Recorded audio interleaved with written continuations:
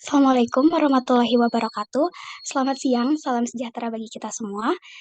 Sebelumnya yang terhormat, Bapak Profesor Dr. Saparudin MSI, selaku dosen pengampu mata kuliah Ekonomi Pembangunan, serta teman-teman yang saya hormati. Kami dari kelompok 4 izin mempresentasikan hasil kerja kelompok kami yang berikut topiknya tentang masalah pokok pembangunan. Boleh di next slide? Oke, sebelumnya izinkan saya untuk memperkenalkan anggota kelompok dari kelompok 4. Yang pertama ada Amira Amjad Pranoto dengan NIM yang tertera, Azahra Putri dengan NIM yang tertera, Dona Denisa Osman dengan NIM yang tertera, Gina Fauzia Suhenda dengan NIM yang tertera, Miftah Salwa Aisyah dengan NIM yang tertera, dan Monia Purwanti dengan NIM yang tertera. The next slide.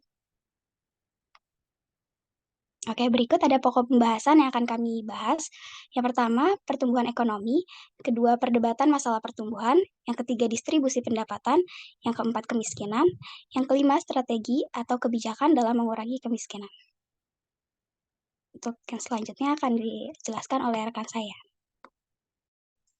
Baik, di sini ada pertumbuhan ekonomi, yang mana pengertian dari pertumbuhan ekonomi itu sendiri yaitu merupakan suatu proses peningkatan output dari waktu ke waktu sehingga menjadi indikator penting dalam mengukur keberhasilan pembangunan suatu negara. Nah, pertumbuhan ekonomi ini merupakan salah satu indikator keberhasilan dari pembangunan dalam suatu perekonomian. Jadi, kemajuan dan kesejahteraan dari suatu perekonomian itu ditentukan oleh seberapa besarnya pertumbuhan yang ditunjukkan oleh perubahan output nasional. Boleh di next slide. Nah, di sini ada perbedaan dari pertumbuhan ekonomi dan juga pembangunan ekonomi. Yang mana pertumbuhan ekonomi tadi sebelumnya sudah dijelaskan. Nah, untuk pembangunan ekonomi itu sendiri, dimensinya yaitu mencakup lebih luas dari pertumbuhan ekonomi. Karena berkaitan dengan perubahan yang berkelanjutan dalam suatu struktur ekonomi negara yang guna untuk meningkatkan kesejahteraan masyarakat secara keseluruhan. Nah, di sini perbedaannya yang pertama itu pertumbuhan ekonomi lebih mengacu pada peningkatan jumlah produksi barang dan jasa dalam suatu negara. Sedangkan untuk pembangunan ekonomi itu mengacu pada pemerataan pendapatan penduduk suatu negara. Nah, yang kedua itu pertumbuhan ekonomi mendorong kenaikan pendapatan per kapita, sedangkan pembangunan ekonomi lebih memperhatikan kualitas dari hasil produksi itu sendiri. Nah, selanjutnya pertumbuhan ekonomi itu indikatornya diukur dengan menggunakan PDB, pendapatan per kapita, dan juga laju pertumbuhan PDB. Lalu, kalau untuk pembangunan ekonomi, itu melibatkan perubahan yang berkelanjutan untuk meningkatkan kesejahteraan masyarakat secara keseluruhan. Selanjutnya, pertumbuhan ekonomi itu lebih cenderung pada lebih fokus pada aspek produksi dan juga pendapatan. Sedangkan untuk pembangunan ekonomi itu lebih memperhatikan aspek sosial, kesejahteraan, dan juga lingkungan. Untuk selanjutnya dijelaskan oleh rekan saya. Selanjutnya ada perdebatan masalah pertumbuhan. Perdebatan mengenai pertumbuhan ekonomi yang saat ini menjadi salah satu topik menarik dan dibahas dalam pembangunan karena masih kontroversi ialah peranan perdagangan internasional karena dapat berpengaruh pada pembangunan ekonomi dan dengan adanya impor ekspor dapat mempengaruhi produk domestik bruto atau PDB yang kemudian akan mendorong pertumbuhan ekonomi. Selain itu, masalah lain yang diperdebatkan ialah tingkat kemiskinan. Masalah kemiskinan ialah masalah yang sangat penting dan pokok dalam upaya pembangunannya. Adapun kunci pemberantasan kemiskinan menurut Syahiti ialah akses, yaitu akses ke lembaga pendidikan, kesehatan, dan infrastruktur. Boleh di next. Selanjutnya ada distribusi pendapatan. Distribusi pendapatan ini mengacu pada bagaimana pendapatan didistribusikan di antara individu atau kelompok dalam suatu masyarakat atau negara. Distribusi pendapatan yang adil dan merata merupakan tujuan di banyak negara yang bertujuan untuk meminimalkan kesenjangan sosial dan kemiskinan. Namun ketimpangan distribusi pendapatan dapat timbul karena banyak faktor seperti perbedaan tingkat pendidikan, kesenjangan gender, ketimpangan akses terhadap sumber daya, dan lain-lainnya. Selanjutnya akan dilanjutkan oleh rekan saya.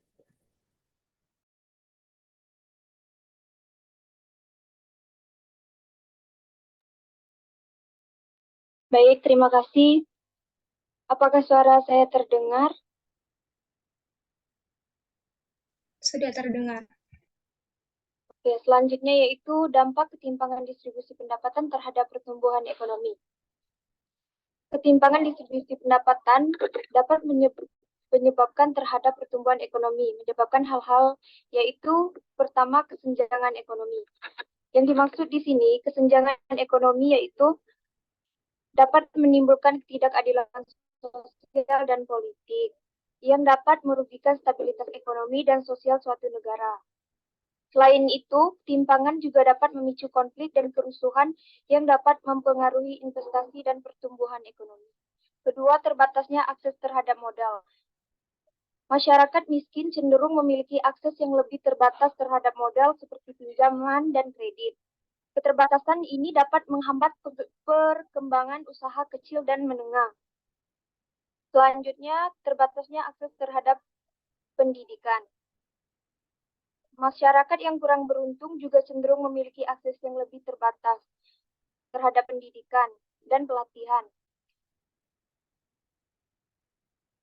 Karena mereka terbatas untuk memiliki kemampuan untuk mengembangkan keterampilan dan pengetahuan mereka yang dimiliki. Seterusnya, penurunan investasi. Penurunan investasi ini yang dimaksud pendapatan juga dapat mempengaruhi investasi dan pertumbuhan ekonomi suatu negara. Kemudian penghambat inovasi dan pengembangan teknologi baru. Yang dimaksud di sini, teknologi baru di kelompok masyarakat yang kurang beruntung cenderung tidak memiliki akses yang sama terhadap pendidikan dan pelatihan sehingga kurang mampu memperoleh keterampilan dan pengetahuan yang diperlukan untuk meningkatkan kemampuan mereka dalam menghasilkan inovasi dan teknologi baru. Kemudian meningkatnya ketidakpuasan sosial.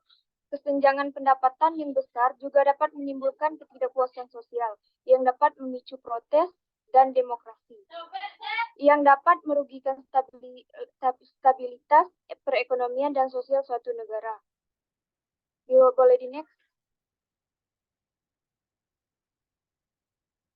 Selanjutnya, kebijakan ekonomi yang mempengaruhi distribusi pendapatan.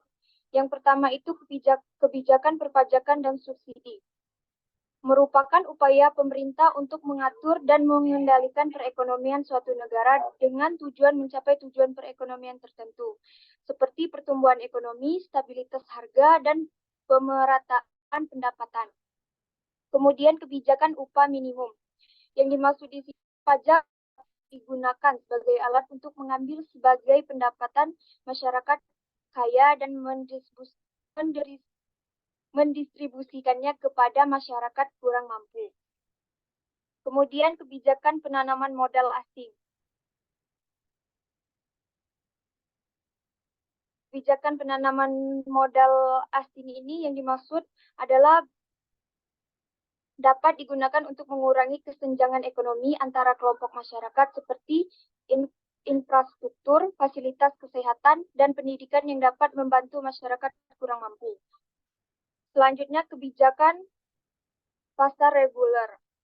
Yang dimaksud di sini adalah untuk dapat membantu mencegah oligopoli atau monopoli di pasar yang dapat merugikan masyarakat yang kurang beruntung dengan mendorong persaingan dan menstabilkan harga.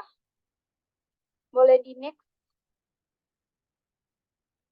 Selanjutnya ini ada contoh kondisi distribusi pendapatan di negara maju dan negara berkembang. Contohnya ini pertama ada di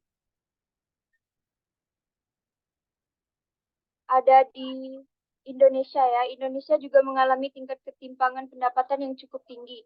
Menurut laporan Bank Dunia tahun 2019, 10% penduduk terkaya di Indonesia memiliki sekitar 33% pendapatan nasional, sedangkan 40% penduduk termiskin hanya memiliki 14% pendapatan nasional. Untuk di negara maju, di spesifik negara maju ini yaitu Jerman, merupakan negara maju yang distribusi pendapatannya relatif lebih merata. Menurut laporan Eurostat, 20% penduduk terkaya di Jerman mempunyai sekitar 33% pendapatan nasional, sedangkan 20% penduduk termiskin hanya mempunyai sekitar 8% pendapatan nasional. Boleh di next? Selanjutnya akan diteruskan oleh teman saya. Selanjutnya ada kemiskinan. Kemiskinan adalah kondisi di mana individu atau kelompok memiliki sumber daya ekonomi yang sangat terbatas, yang mengakibatkan ketidakmampuan mereka untuk memenuhi kebutuhan dasar mereka. Ini adalah masalah serius yang dapat berdampak negatif pada kualitas hidup, kesehatan, dan kesempatan individu atau keluarga. Di Indonesia, kemiskinan tetap menjadi masalah yang perlu diperhatikan, meskipun telah ada upaya yang signifikan dalam menguranginya. Data dari BPS menunjukkan kemiskinan di Indonesia pada Maret 2023 menurun menjadi 25,90 juta orang atau 9,36% dari total penduduk. Angka kemiskinan ekstrim juga mengalami penurunan dari 2,4% pada Maret 2002 menjadi 1,74% pada September 2023. Meskipun angka kemiskinan menurun, masih terdapat faktor-faktor yang mempengaruhi kemiskinan di Indonesia, seperti terbatasnya jumlah lapangan pekerjaan yang tersedia, ketimpangan distribusi pendapatan, dan rendahnya tingkat pendidikan. Boleh di next. Selanjutnya akan dilanjutkan oleh rekan saya. Oke, baik. Setelah mengetahui pengertian dari kemiskinan tadi, sekarang ada indikator kemiskinan yang menurut Badan Pusat Statistik atau biasa kita kenal sebagai BPS, terdapat 3 indikator kemiskinan, yaitu yang pertama ada presentasi penduduk miskin atau P0. Indikator ini merupakan indikator yang mengukur jumlah penduduk yang hidup di bawah garis kemiskinan sebagai presentase dari total populasi. Yang kedua ada tingkat kedalaman kemiskinan atau P1. Indikator ini mengukur sejauh mana individu atau keluarga yang hidup dalam kemiskinan berada di bawah garis kemiskinan. Ini mencerminkan sejauh mana pendapatan atau konsumsi mereka di bawah ambang kemiskinan. Yang ketiga, ada tingkat keparahan kemiskinan atau P2. Indikator ini mengukur tingkat keparahan kemiskinan dengan mempertimbangkan tingkat ketidakmampuan individu atau keluarga untuk mencapai garis kemiskinan.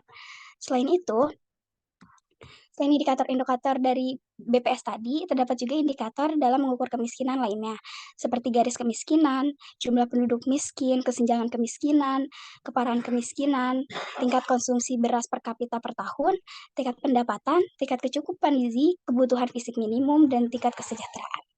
Boleh di next. Selanjutnya dilanjutkan oleh rekan saya. Ya, selanjutnya ada strategi dalam mengurangi kemiskinan. Jadi secara umum, kebijakan strategis yang dapat dilakukan untuk mengatasi kemiskinan itu ada 5. Kebijakan yang pertama itu dengan membuka peluang dan kesempatan usaha bagi masyarakat miskin untuk berpartisipasi dalam proses pembangunan ekonomi. Yang kedua itu kebijakan untuk pemberdayaan masyarakat miskin, karena kemiskinan ini bersifat multidimensi, maka dari itu untuk mengatasinya tidak cukup hanya mengandalkan pendekatan ekonomi saja, tapi juga perlu menggunakan kebijakan di bidang sosial, politik, dan hukum. Yang ketiga, kebijakan dengan memberikan perlindungan atau bantuan kepada masyarakat miskin. Karena kelompok miskin ini kan sangat rentan terhadap permasalahan internal maupun eksternal. Internal itu contohnya seperti kematian kepala keluarga, penyakit. Kalau eksternal itu seperti kehilangan pekerjaan, terkena bencana alam, adanya konflik sosial, dan lain-lain. Nah, penyebab dari itu semua itu karena mereka tidak memiliki ketahanan atau rasa aman dan juga bantuan yang cukup untuk mengatasi permasalahan tersebut. Yang keempat itu kebijakan dengan menghilangkan warisan kemiskinan antar generasi. Karena kemiskinan itu seringkali diturunkan dari generasi ke generasi, maka dari itu kita harus bisa memutus rantai kemiskinan genetik itu, yang salah satu caranya itu dengan peningkatan pendidikan. Kebijakan yang kelima itu dengan peningkatan otonomi desa. Jadi upaya peningkatan otonomi desa ini bisa meningkatkan keberdayaan dan kemandirian masyarakat dalam pengelolaan pembangunan secara partisipatif yang tentunya juga dapat membantu menurunkan angka kemiskinan di tingkat pedesaan. Ada 5 unsur yang bisa mendukung keberhasilan 5 kebijakan tersebut. Yang pertama itu harus dilakukan secara menyeluruh atau komprehensif dan juga sesuai dengan kondisi dan budaya setempat karena tidak semua kebijakan penanggulangan kemiskinan ini cocok untuk semua orang. Yang kedua itu memperhatikan aspek proses, tetapi tanpa mengabaikan hasil akhir dari proses tersebut. Jadi kita juga harus membiarkan masyarakat miskin itu menemukan cara mereka sendiri untuk keluar dari lingkaran kemiskinannya. Yang ketiga, pemerintah sebagai inisiator dan fasilitator.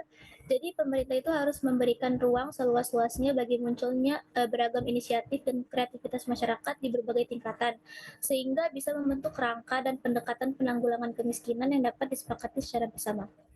Yang keempat itu saling mendukung.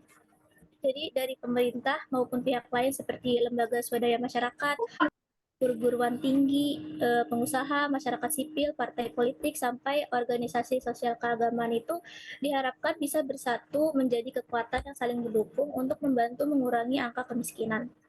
Yang terakhir itu kesadaran betapa pentingnya mengurangi kemiskinan sehingga upaya atau kebijakan-kebijakan yang tadi itu bisa ditempatkan dan diprioritaskan dalam setiap program di setiap lembaga sehingga penanggulangan kemiskinan itu bisa menjadi sebuah gerakan yang berasal dari rakyat, oleh rakyat, dan juga untuk rakyat. Selanjutnya akan dijelaskan oleh rekan saya. Setelah memahami materi yang telah dipaparkan tadi, kesimpulan yang dapat diambil yaitu pertumbuhan ekonomi menjadi indikator penting dalam mengukur keberhasilan pembangunan suatu negara. Masalah ketimpangan distribusi pendapatan dapat menyebabkan kesenjangan ekonomi serta terbatasnya akses modal dan akses pendidikan. Selain itu, masalah yang mempengaruhi pertumbuhan sekaligus pembangunan ekonomi suatu negara adalah tingkat kemiskinan. Kemiskinan adalah kondisi individu atau kelompok memiliki sumber daya ekonomi yang sangat terbatas, sehingga mereka tidak mampu untuk memenuhi kebutuhan dasar mereka, seperti makanan, air bersih, pakaian, perumahan yang layak, pendidikan, dan pelayanan kesehatan. Hal ini dapat diatasi dengan membuka peluang dan kesempatan usaha bagi masyarakat miskin, menghilangkan warisan kemiskinan antar generasi, peningkatan otonomi desa, dan lain-lain. Boleh the next slide?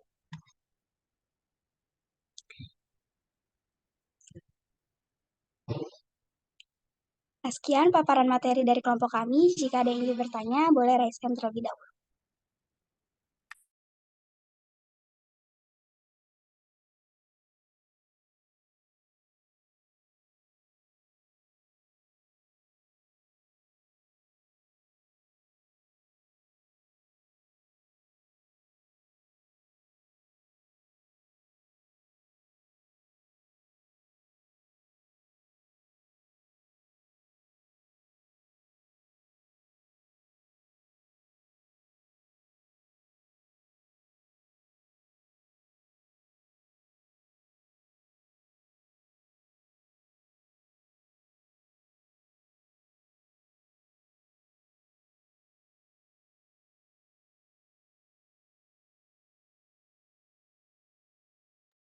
Oke, kepada Nazwa dipersilakan.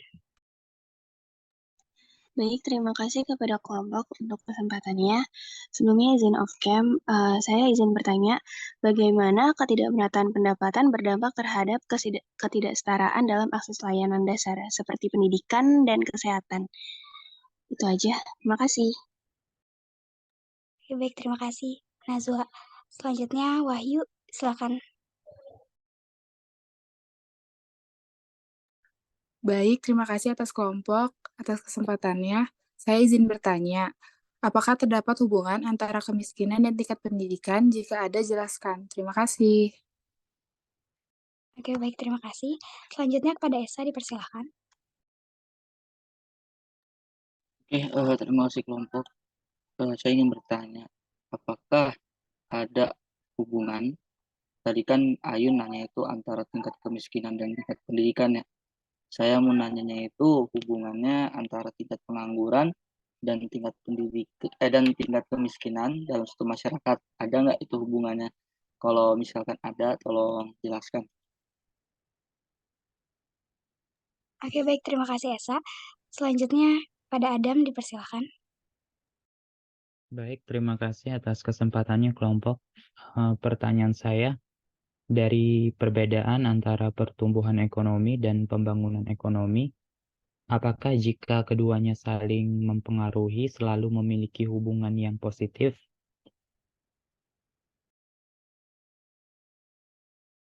Oke, baik. Terima kasih, Adam. Selanjutnya kepada Nabil dipersilakan. Baik, sebelumnya izin maaf kami izin bertanya, menurut kelompok kalian, siapakah yang bertanggung jawab atas terhadapnya masyarakat miskin di Indonesia? Oke, baik. Terima kasih kepada yang sudah bertanya. Selanjutnya, izinkan kelompok kami untuk berdiskusi terlebih dahulu. Sembari kami berdiskusi, kami akan menampilkan video yang diharapkan dapat menambah wawasan kita semua. Boleh silahkan ditampilkan videonya.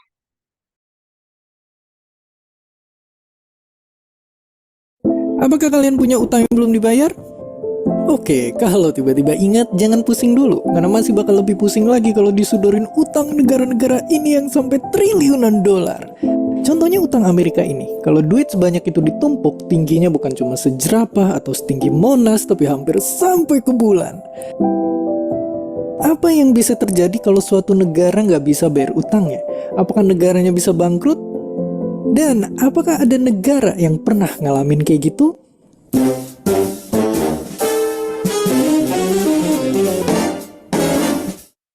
Faktanya, negara bisa dinyatakan dalam tanda kutip bangkrut atau gagal bayar utang. Alias nama kerennya Sovereign Default. Terima kasih Google Translate. Tapi kebangkrutan itu nggak tiba-tiba bikin negara bubar kayak gerombolan geng motor waktu dengar alarm polisi. Contohnya 3 negara ini, yang baru-baru ini gagal bayar utang, tapi mereka masih ada sampai sekarang. Terus kalau gitu, apa kemungkinan terburuk yang bisa terjadi kalau negara akhirnya bangkrut? Pertama-tama, inilah beberapa hal yang bisa bikin negara sampai nyerah bayar utang. Dan akibatnya itu, mirip kayak kita yang bakal dijauhin sama temen kalau ngutang dan ngilang. Negara pun konsekuensinya juga sama. Kalau mereka udah gagal bayar dan kena blacklist, bakal susah banget lagi yang mau minjemin uang di masa depan. Nyetok uang sendiri pun juga nggak bisa sembarangan, karena justru bisa bikin inflasi dan harga barang-barang kemudian naik. Kayak yang pernah kita bahas di video ini. Dan kalau itu sampai beneran terjadi, bisa muncul yang namanya krisis ekonomi. Nah, biar lebih kebayang, ayo lihat contohnya. Di Yunani, krisis ekonomi ngebikin 1 dari 6 orang penduduknya nggak punya pekerjaan. Lalu negara yang pernah makmur karena minyak ini pun sama seremnya. Saking nilai uang di Venezuela anjlok ancur-ancuran, harga barang di sana jadi selangit, dan ini sampai bikin warganya beralih ngelakuin sistem barter seakan peradaban mundur ribuan tahun saat uang belum ada. Sekarang kalian mungkin bertanya-tanya, gimana nasib Indonesia? Saat ini, utang negara kita udah tembus 6.000 triliun rupiah. Ibaratnya duit segitu kalau dibagi-bagi ke penduduk Indonesia, satu orang dapat 20 juta lebih. Tapi tunggu dulu, walaupun banyak, perbandingan utang terhadap pemasukan Indonesia ternyata masih aman dan lebih rendah dibanding para tetangga. Jadi belum ada tanda-tanda sang Garuda bakal gulung tikar. Intinya mesti tiap kasusnya beda-beda, negara yang gagal bayar utang berpotensi nimbulin efek domino hingga ke masyarakat. Tapi cukup negara aja yang utangnya sampai ber-0,0000 ke belakang, dan jangan sampai kita kejebak di lubang yang sama. Dan seperti biasa, terima kasih.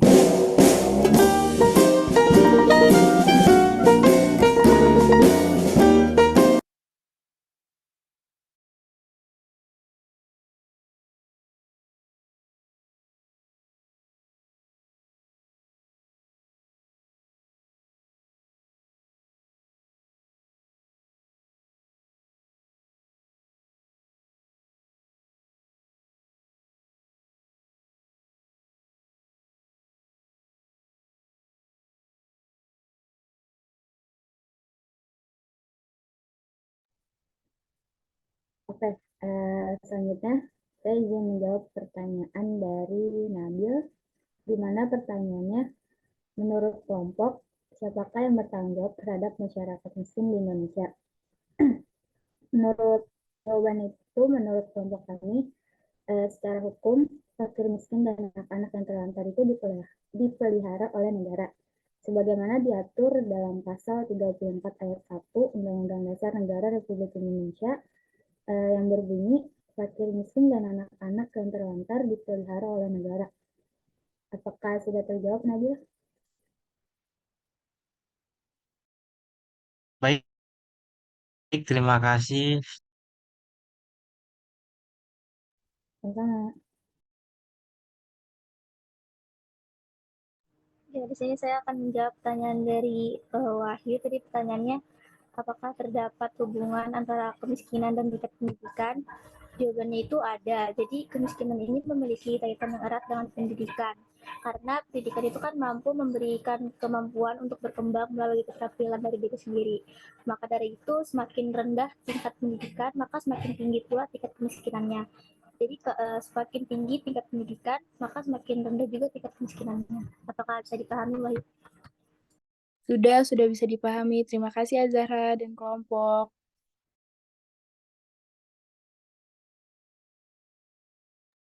Oke, selanjutnya di sini saya akan menjawab pertanyaan dari Kofilia. Pertanyaannya yaitu, apakah turunnya presentasi penduduk miskin itu selalu disertai dengan penurunan tingkat kedalaman kemiskinan dan tingkat keparahan kemiskinan? Jawabannya, turunnya presentasi penduduk miskin tidak selalu disertai dengan penurunan tingkat kedalaman kemiskinan dan tingkat keparahan kemiskinan. Oleh karena itu, tetap harus diperhatikan pergerakan dari tingkat kedalaman dan keparahan kemiskinan antar waktu, dan juga harus selalu melakukan analisis apakah kondisi turunnya tingkat kemiskinan disertai dengan kondisi semakin sejahtera penduduk miskin atau tidak. Apakah sudah terjawab, Kofilia? Baik, sudah terjawab, Dona. Terima kasih. Sama-sama. Baik, di sini saya akan menjawab pertanyaan dari Adam,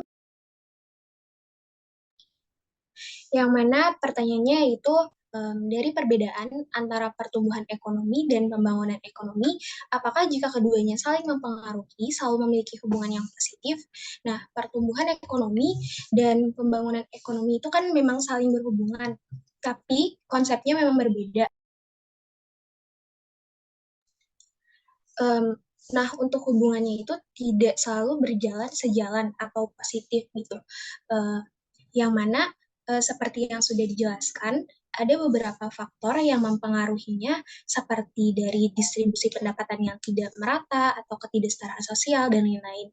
Nah, hubungan yang berjalan positif itu bisa digambarkan dengan melalui pembangunan yang kuat gitu. Itu dapat menciptakan lingkungan yang mendukung bagi pertumbuhan ekonomi yang berkelanjutan. Contohnya misalnya ada peningkatan dalam akses pendidikan. Itu akan menghasilkan tenaga kerja yang lebih terampil dan juga inovatif. Nah, akan tetapi hubungan itu akan berjalan negatif ketika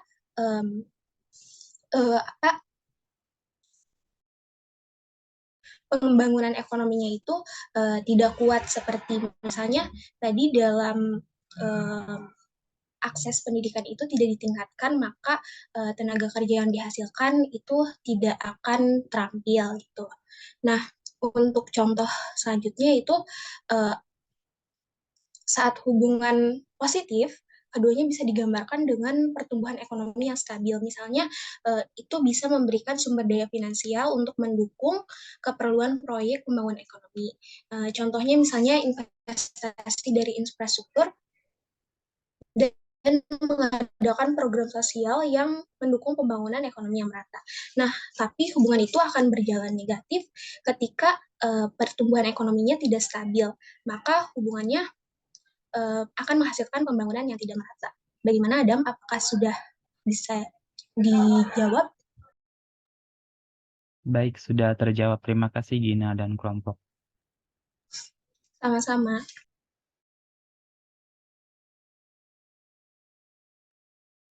Baiklah, untuk pertanyaan selanjutnya yang dari Najwa, saya akan menjawab bagaimana ketidakmerataan pendapatan berdampak terhadap ketidaksetaraan dalam akses layanan dasar seperti pendidikan dan kesehatan.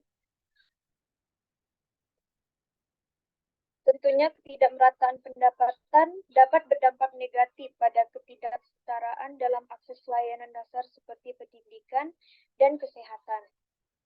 Ketika sebagian kecil masyarakat memiliki pendapatan yang sangat tinggi, sementara sebagian besar masyarakat memiliki pendapatan rendah, mereka mungkin kesulitan mengakses layanan pendidikan yang berkualitas dan perawatan kesehatan yang baik. Ini dapat menghasilkan ketidaksetaraan dalam kualitas hidup dan peluang. Oleh karena itu, pengurangan ketidakmerataan pendapatan sering menjadi tujuan penting dalam upaya mengurangi ketidaksetaraan akses layanan dasar. Bagaimana untuk Nazwa? Apakah sudah jelas? Baik, sepertinya sudah jelas. Terima kasih Monia dan kelompok. Sama-sama. Selanjutnya saya akan menjawab pertanyaan dari Esa. Pertanyaannya, apakah ada hubungan antara tingkat pengangguran dan tingkat kemiskinan dalam suatu masyarakat? Jawabannya iya, ada hubungan antara tingkat pengangguran dan tingkat kemiskinan dalam suatu masyarakat. Tingkat pengangguran yang tinggi dapat meningkatkan tingkat kemiskinan karena orang yang tidak memiliki pekerjaan biasanya itu mengalami penurunan pendapatan atau bahkan kehilangan pendapatannya mereka sepenuhnya. Ini dapat mengakibatkan kesulitan dalam memenuhi kebutuhan dasar seperti makanan, perumahan, kesehatan mereka, yang gilirannya dapat meningkatkan tingkat kemiskinan. Oleh karena itu, pengurangan tingkat pengangguran sering menjadi salah satu strategi untuk mengurangi tingkat kemiskinan dalam suatu masyarakat. Bagaimana Esa, apakah sudah terjawab? Sudah terjawab. Terima kasih Miftah dan juga kelompok. Sama-sama.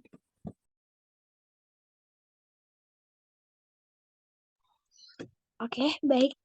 Sekian presentasi dan sesi tanya jawab dari kelompok 4. Mohon maaf bila ada kekurangan. Assalamualaikum warahmatullahi wabarakatuh. Saya kembalikan kepada PJ Matkul. Terima kasih kepada kelompok 4 yang sudah mempresentasikan hasil kerjanya dan juga sudah melakukan sesi tanya jawab dengan teman-teman sekalian.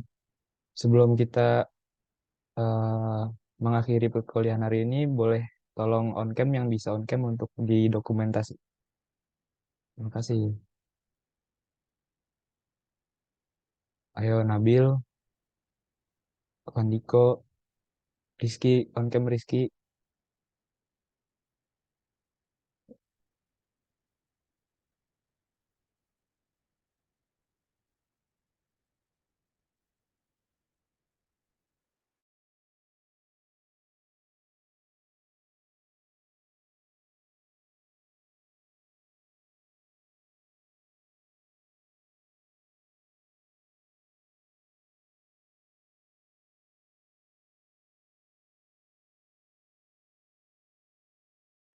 Oke, langsung aja ya. 1, 2, 3.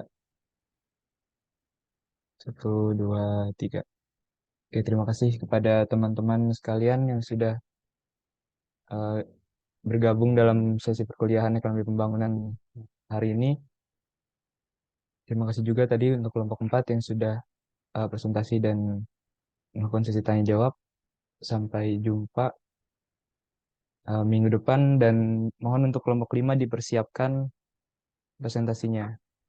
Oke, sebelum mengakhiri kita bisa berdoa dulu supaya materi yang telah kita pelajari bermanfaat untuk kedepannya. Berdoa menurut agama dan kepercayaan masing-masing dimulai.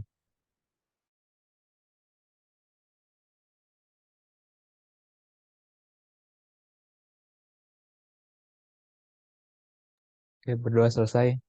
Silahkan. Oh ya, jangan lupa untuk mengisi presensi yang dikirimkan di grup kelas Ekbang ya. Oke, terima kasih. Silakan boleh live.